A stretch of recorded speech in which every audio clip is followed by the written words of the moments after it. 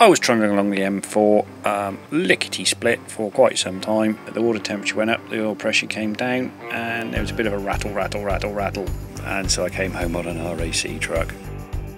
Changing the crank and the big end bearings sounds simple, but it requires the engine to be removed and then stripped apart and all put back together again. It's easy to say, but quite a lot of work involved in actually doing. And then we had this great idea in a proper Italian job. Hang on lads, I've had a great idea moment. Is it possible to change the crank inside 12 hours? Some said yes, some said no. This is what happened.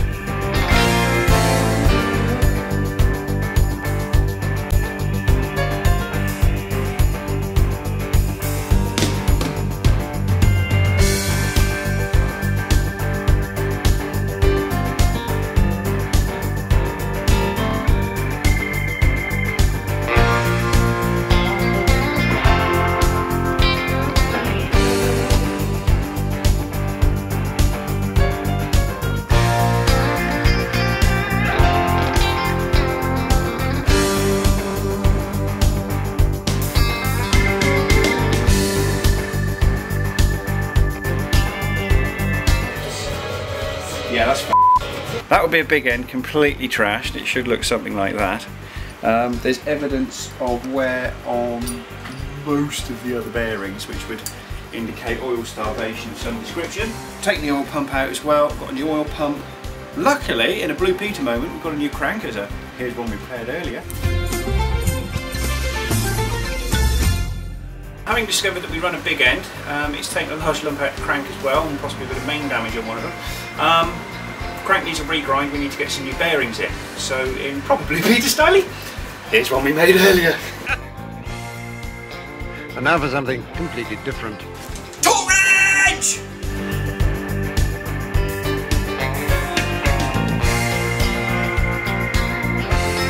I am cleaning all the surfaces up which have had old gaskets on.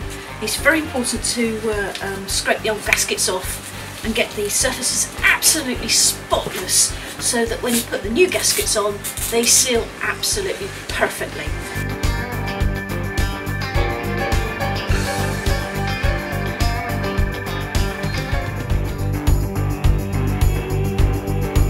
Normally when putting the timing gears on, I'd use a DTI dial test indicator to work out where the cam timing was. Having already done this, I'm taking a wild guess that the Woodruff key, the keyway in the crank, is going to be in the same place as the old crank. So hopefully the cam timing is going to be spot on.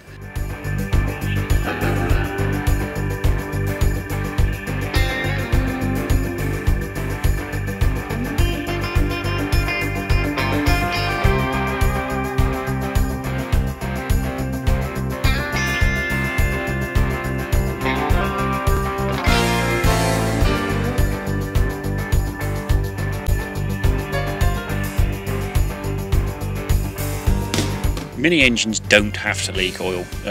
Some people say they're marking their territory, others that when they stop dripping they've run out. They don't have to leak. A thin smear of gasket sealant with the appropriate proper gaskets and they should be oil tight. This one's obviously now going to leak like a sieve.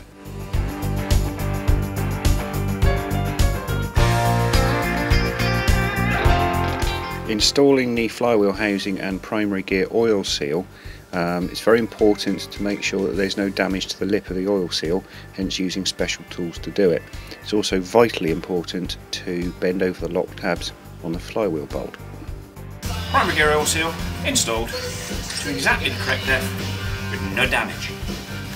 Ollie, who spent like 4 years and God knows how much money rebuilding his unique Knightsbridge, clutch went on it. And he paid someone proper money to change the clutch, and the dozy person didn't actually bend the lock tabs over, so the bolt came undone and the flywheel fell off. Not a proper job.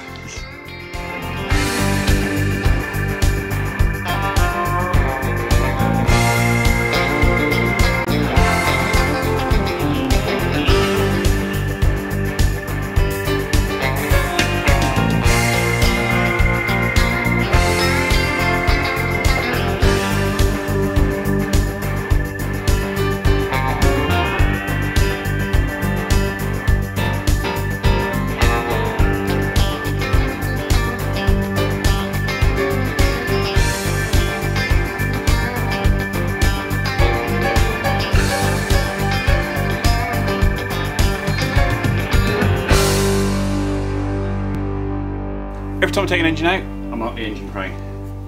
Another one. The strange looking exhaust manifold is actually a standard cast iron inlet and exhaust with the inlet section chopped off using a hacksaw and an angle grinder. It allows the use of a Maniflow Magic pipe, which makes living with an exhaust system that comes on and off with a single clamp much easier. It's good enough for a 1275 GT, so it's good enough for a hotted up 998.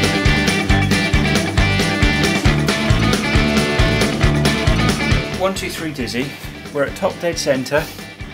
We take the backlash out of the rotor arm and just turn the dizzy until the little green light comes on.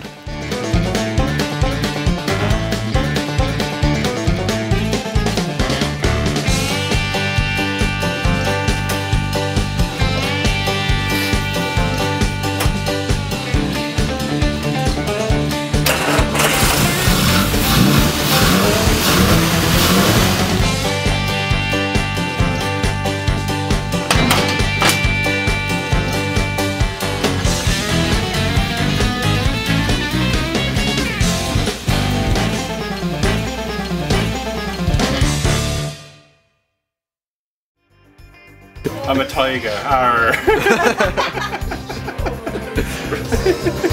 Cool.